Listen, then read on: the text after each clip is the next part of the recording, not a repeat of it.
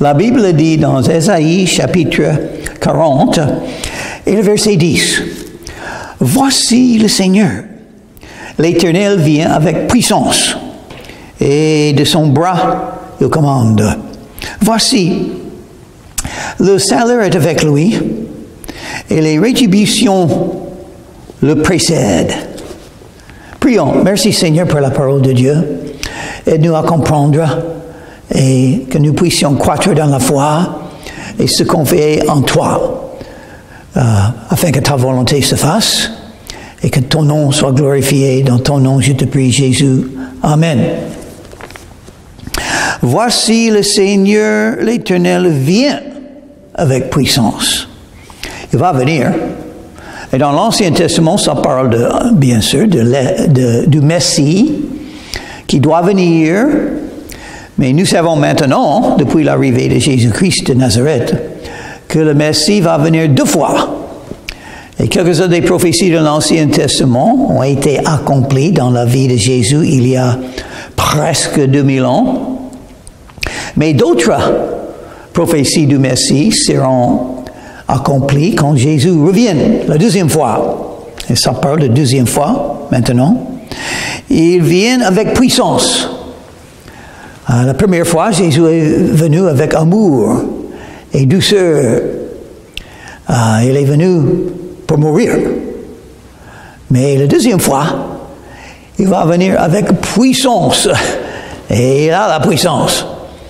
Jésus lui-même a dit, « Tout pouvoir m'a été donné. » Et il va utiliser son pouvoir, sa puissance. Il va régner sur la terre. Il va détruire l'Antéchrist. Il va punir les péchés. Jésus est mort sur la croix pour les péchés du monde, mais le pardon des péchés est donné seulement à ceux qui viennent à Jésus et invoquent son nom. Aux autres qui rejettent Jésus, ils sont en danger. Ils sont en danger du jugement. De son bras, il commande. Jésus commande. Il décide ce qui va arriver. Il nous le dit un petit peu de l'avenir. Qu'est-ce qui va arriver? Il va revenir un roi, un général, quelqu'un qui combat, quelqu'un qui décide. Et le salaire est avec lui. Oh, le salaire, hein? Peut-être c'est pas bon. Si vous semez le péché, vous allez moissonner le mal. Et une raison pour ça, Dieu est juge et il est saint. Il sait tout et il va juger. Ça, c'est l'avertissement de la Bible. C'est l'avertissement de l'Esprit qui parle aux gens. Le jugement vient. Le royaume des cieux est proche. La vie est courte. Venez à Jésus quand vous avez l'occasion de le faire. Aujourd'hui, parce que vous ne savez pas ce qui va arriver demain. Peut-être que vous ne serez pas là. Dieu vous donne le souffle de la vie aujourd'hui, un don, mais il décide quand ça doit être ôté, la vie humaine. Il veut vous donner la vie éternelle. Mais le jugement vient, les rétributions le précèdent. Le jugement du monde, dans un sens, et après, le retour de Jésus-Christ. Le jugement, parce qu'il y a tant de péchés.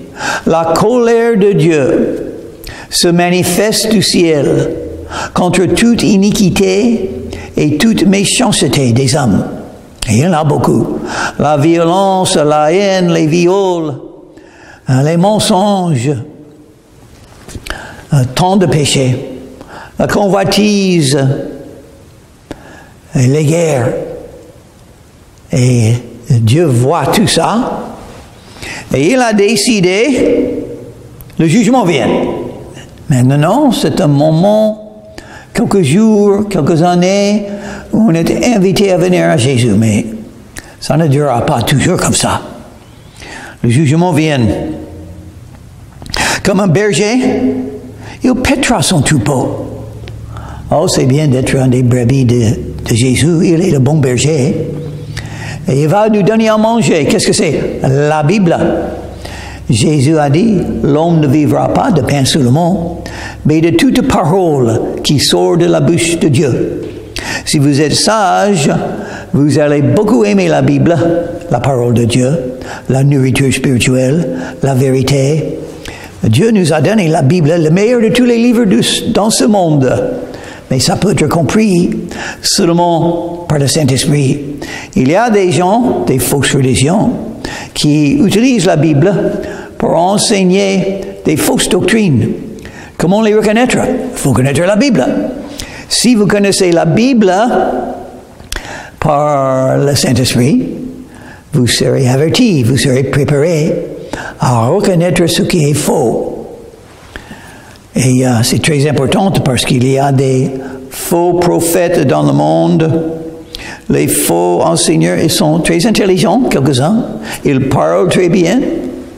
Ils savent être là devant les gens. Mais ils séduisent par leurs enseignements. Ils ne sont pas de Dieu. Mais Dieu pètera son troupeau. Qui est le meilleur de tous les enseignants de la Bible? Dieu, le Saint-Esprit. Donc, si vous connaissez Jésus-Christ comme votre Sauveur, vous avez aussi le Saint-Esprit en vous. Et une chose que le Saint-Esprit fera pour vous, il fait beaucoup de choses. Il est le prémisse de toutes les choses que Dieu va nous donner pendant l'éternité. Mais le Saint-Esprit nous enseigne la Bible. Il manifeste les vérités. Quand vous lisez la Bible, vous serez touché par quelques versets. Et c'est un livre vivant. Vous pouvez lire la Bible toute l'année, chaque année de toute la vie, et c'est jamais assez. Parce que chaque jour, il vous faut la nourriture spirituelle. Et la Bible est comme ça, c'est vivant. Juste ce qu'il vous faut. Si vous êtes béni par le Saint-Esprit, quand vous ouvrez la Bible, quand vous lisez la Bible, votre cœur sera touché, instruit, encouragé. Vous allez croître dans la foi. Pour vous sera manifesté encore plus l'amour de Dieu, la présence de Jésus-Christ et son amour pour vous. Comme un berger, il pètera son troupeau. Intéressant. Jésus a dit la même chose quand il s'est manifesté à Pierre après la résurrection. Jésus a dit à Simon-Pierre, Simon, m'aimes-tu?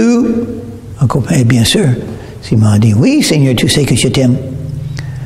Et Jésus a dit, paie mes brebis. Oh, c'est Jésus qui paie les brebis, mais c'est aussi les êtres humains qui sont appelés.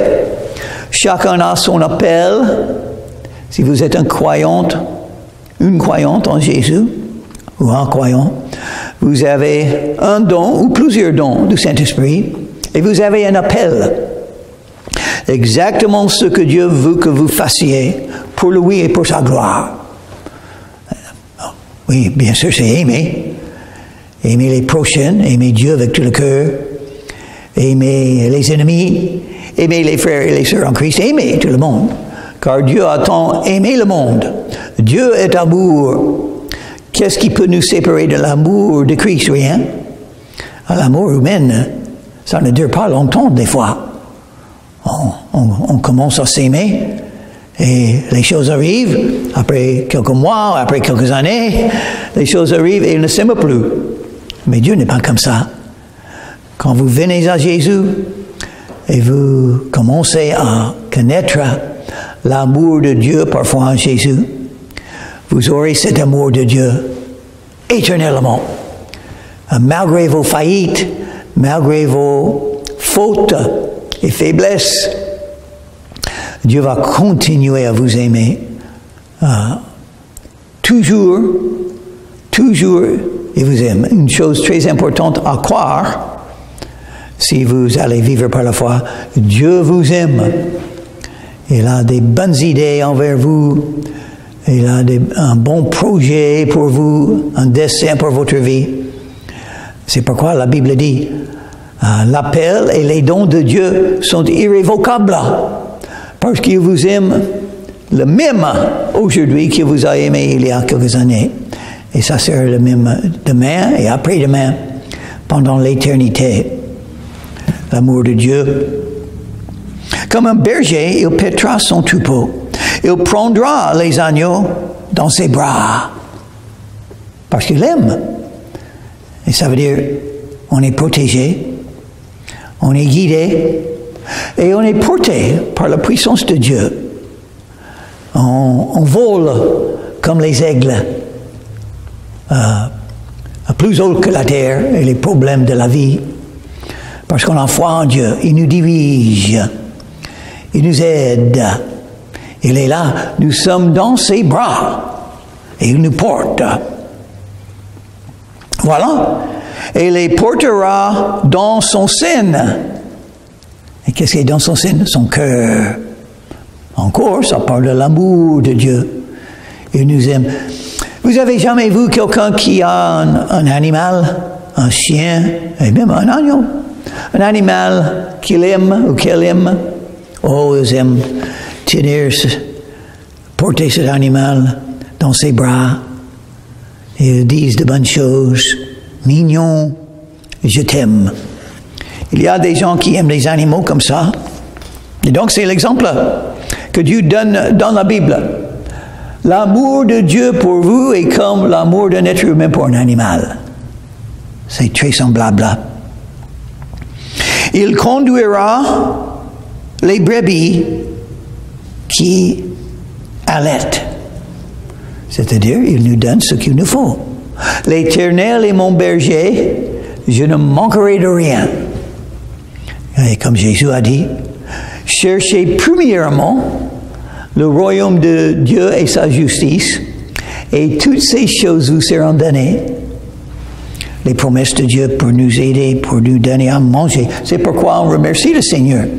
Chaque fois qu'on mange, on sait que même la nourriture pour le corps, pour la vie humaine, est un don de Dieu qu'il nous a donné parce qu'il nous aime. Verset 12. Qui a mesuré les eaux dans les cieux de sa main?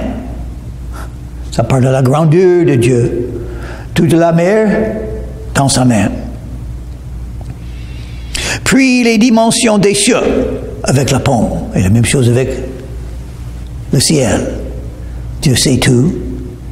Il a créé. Qui a pesé les montagnes au crochet et les collines à la balance, qui a sondé l'esprit de l'Éternel et qui l'a éclairé de ses conseils. Il parle de la création, la mer, le ciel, les montagnes, les collines. Dieu a tout fait, tout appartient à lui. Et c'est très petit, la terre et tout ce qui se trouve là-dedans quand on pense à l'univers. Mais Dieu aime chaque partie de l'univers qu'il a créé. Et il aime ce monde. C'est lui qui a créé, ça appartient à Dieu. Il l'aime, il s'occupe de sa création. Et qu'est-ce que ça dit? Parce que le Saint-Esprit est partout. Qui a sondé l'Esprit de l'Éternel? Qui a sondé? Il y a tant de choses à apprendre de Dieu. On commence à connaître Dieu parfois en Jésus. On peut avoir une croissance dans la foi. On étudie la Bible, on le lit, on l'apprend. On met en pratique, on l'aime. On est encouragé par ce qu'on lit dans la Bible, les promesses de Dieu. Mais après des années, on arrive à connaître un petit peu. Parce qu'il est l'Éternel, l'Esprit et son œuvre. L'Esprit de Dieu qui est partout dans le monde, qui agit dans les vies de chaque personne. Il agit dans les vies des non-croyants pour les amener à la vérité qui se trouve en Jésus. Et il nous utilise. Il a donné à chaque croyant un don ou plusieurs dons de l'Esprit pour le servir. Et aussi, nous avons les fruits de l'Esprit afin que nous puissions aimer la vie, l'amour, la joie, la paix, la patience, la douceur et toutes les autres dons de l'Esprit. On peut les lire en Galates chapitre 6, les fruits de l'Esprit, c'est-à-dire les dons de l'Esprit sont en 1 Corinthiens chapitre 11, et Romains chapitre 11, et Éphésiens chapitre 4. 3 listes, et ensemble, les dons de l'Esprit. Que sont vos dons de l'Esprit? Il faut découvrir, il faut chercher les meilleurs dons. À mon avis, le meilleur don, c'est l'amour. Peut-être après ça, c'est la prédication. La compréhension, c'est un autre don. La compréhension de la vérité. La sagesse. La capacité d'aider les autres. Tout le monde a besoin d'être aidé. Et si vous avez ce don, c'est un don très important. J'ai vu les gens avec ce don-là. Ils entrent dans une salle, plusieurs personnes sont là, ils parlent un petit peu avec chacun, et tout de suite, ils reconnaissent que sont les besoins de chacun. Et il fait quelque chose pour les aider. Étonnant. Une parole de sagesse, une parole d'encourager. Les dons de l'Esprit. Que sont vos dons? Il faut connaître vos dons de l'Esprit pour chercher les moyens de les mettre en pratique.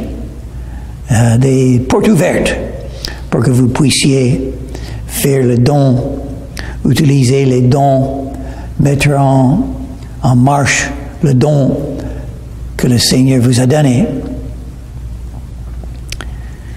Qui a sondé l'Esprit de l'Éternel et fait tant de choses, et qui l'a éclairé de ses conseils?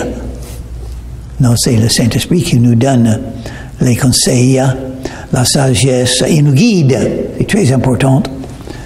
Il y a toujours deux voies. La voie que vous pouvez choisir, ou la voie sur laquelle vous serez dirigé par le Saint-Esprit. Si vous connaissez comment le Saint-Esprit travaille dans votre vie, agit dans votre cœur, vous allez reconnaître la voie qui est la volonté de Dieu. Mais si vous êtes rempli des désirs, des envies, des problèmes, des vouloirs, vous allez facilement rater ce que le Saint-Esprit veut vous dire. Parce que doucement, le Saint-Esprit, des fois, doucement. Donc, il ne faut pas être attiré par les choses de ce monde, par les choses de la vie présente, par les désirs humains. Vous pouvez être attiré et donc, vous allez facilement ne pas suivre ce que le Saint-Esprit veut vous dire. Parce que le Saint-Esprit parle pour ceux qui veulent l'entendre. Si vous avez soif et faim pour connaître la voix de Dieu, vous allez le trouver. Et c'est très important. C'est plus important que toute autre chose. Qu'est-ce que Dieu veut? Il dit d'Enoch. Il marchait avec Dieu et puis il n'était plus. Qu'est-ce que c'est la volonté de Dieu? Marcher en communion avec Jésus. Et ça, c'est fait en suivant le Saint-Esprit qui nous guide et qui dit voici la voie, et il utilise toutes choses. Il utilise les croyants, il utilise les non-croyants, il utilise les problèmes, il utilise les difficultés. Tout ce qui arrive dans votre vie, c'est le Saint-Esprit qui est là. Il n'y a pas le hasard dans la vie d'un croyant. Ce n'est que des rendez-vous pour rencontrer des gens que Dieu a mis dans votre vie afin que vous puissiez apprendre d'eux. Peut-être afin que vous puissiez être encouragé par eux, apprendre des choses spirituelles d'eux. Ou peut-être vous allez pouvoir dire quelque chose pour les aider. Un verset de la Bible, une promesse de Dieu, les mots d'encouragement, parce que tout le monde a besoin de ça. Pas les mots négatifs, pas les jugements, pas des accusations. Le diable fait ça assez bien déjà. Il n'a pas besoin d'être aidé, le diable. Il le fait très bien. Donc il faut dire ce qui est positif, ce qui est bon, ce qui est d'amour et de gentillesse aux gens. Oui, ça c'est le conseil du Saint-Esprit. Avec qui a-t-il délibéré pour en recevoir de l'instruction? Non, je ne crois pas. Dieu n'a pas besoin de conseiller de notre part. Il sait, nous ne savons pas. Et il sait l'avenir. C'est une des raisons pour se confier en lui. Il sait l'avenir. Moi, je ne sais pas. Je peux voir quelque chose et dire, si je fais ça, j'aurai beaucoup de joie et bonheur dans l'avenir. Mais oui, c'est vrai. Mais je ne sais pas. Peut-être ce que je pense est bon est le pire de toutes les choses que je puisse faire. Dieu sait. Il sait mieux que nous. Jonah pensait que faire la fuite sera mieux qu'aller dans la ville où il a été appelé, mais faire la fuite était un naufrage, un orage, et ce qui semblait être la fin, parce qu'il était avalé par un grand poisson. Mais Dieu utilise toutes choses, même les animaux, pour toucher votre cœur, pour guider votre vie, même les orages qui peuvent venir dans votre vie. Et fait connaître le chemin de l'intelligence. Je ne peux pas dire à Dieu qu'est-ce qui est le meilleur chemin pour moi. C'est lui qui va me dire. Et demain, j'attends, je vois les besoins, je sais les choses qui sont sur mon cœur, qui sont simplement selon sa parole de Dieu. Et je crois que c'est lui qui a mis là. Mais même avec ça, je ne suis pas sûr. C'est lui qui doit décider. C'est lui qui doit me guider. J'ai besoin de son conseil. J'ai besoin qu'il ferme les portes que personne ne peut ouvrir et qu'il ouvre la porte que personne ne peut fermer. J'ai besoin de ça. Donc, si je veux vraiment faire quelque chose, et je prie, et puis je vois que la porte est fermée, c'est lui qui l'a fait. Oh oui, il faut vivre par la foi. Mais si un jour la porte est ouverte, c'est lui qui le fait. Donc il faut le suivre. Il faut entrer par cette porte. Mais même pour ça, il faut avoir la sagesse. Il faut être conduit par le Saint-Esprit qui est partout, comme le vent. Le vent qui est là. Et le Saint-Esprit est là pour vous dire, voici le chemin. Il faut le prendre. Il faut le prendre. Il faut faire attention. Il ne faut pas prendre celui-là. C'est le Saint-Esprit qui vous dira. Mais si vous marchez comme un homme sur la terre, avec les désirs d'un homme pour votre vie, vous allez rater le chemin que le Saint-Esprit veut vous donner. Parce qu'il faut écouter. Il faut pouvoir écouter. Et si on a des grands désirs pour faire quoi que ce soit, vous n'allez pas écouter le Saint-Esprit. Pourquoi l'apôtre Paul a fait ses voyages missionnaires? Pourquoi?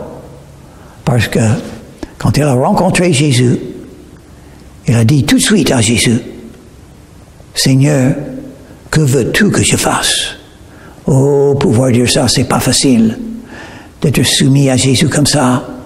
Même pour les croyants, c'est souvent pas facile parce que il y a cette volonté humaine qui peut vous bloquer, qui peut être votre ennemi, la volonté humaine. Si vous avez une volonté forte, ça peut être votre ennemi, parce que vous allez vouloir des choses qui vont vous empêcher de vraiment dire à Jésus, Seigneur Jésus, que veux-tu que je fasse pour toi et pour ta gloire, afin qu'au jugement, on pourra dire, voilà ce que Jésus a fait, pas ce que j'ai fait, mais ce qu'il a fait. Bon, ben voilà. Merci à Dieu qu'il nous a donné le Saint-Esprit.